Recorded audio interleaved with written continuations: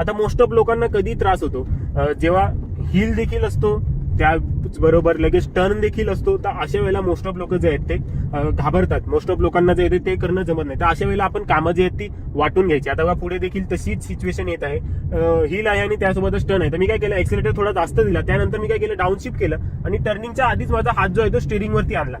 तर काय झालं, डाऊनशिफ्ट देखील अगोदरच झाला, इंजिनला पॉवर मिळाली, पर्टिक्युलर आरपीएम पर्यंत इंजिन गेला आणि त्यानंतर माझे दोन्ही हात स्टिअरिंग वरती देखील आला. तेव्हा किती अपील आहे तरी गाडी आरामात चढते. त्याच्या पुढची महत्वाची गोष्ट तीच आहे. खूप लोकांना पाहिलेलं आहे की बाबा हिल होतंय, एक्सिलेटर वाढव, स्पीड वाढव, असं काही एक जास्त स्पीड ओव्हर स्पीड करण्याची काही एक गरज नाहीये. हिल वरती उलट आपण कंट्रोलमध्ये असणं खूप जास्त गरजेचं आहे. आणि कंट्रोल कधी असेल, जेव्हा आपण लो स्पीडमध्ये असो आणि कंट्रोलमध्ये गाडी जी आहे ती आपल्या गाडीची स्पीड जी आहे ती आपल्या कंट्रोलमध्ये ठेवू. तेव्हा खूप जास्त हाय स्पीड करण्याची काही एक गरज नाही आहे. एक्सिलेटर जो आहे तो फक्त कन्स्टंट ठेवायचा. असं हिल वरती जर मध्येच तुम्ही एक्सिलेटर सोडाल तर तुमची स्पीड जी आहे ती ड्रॉप होईल.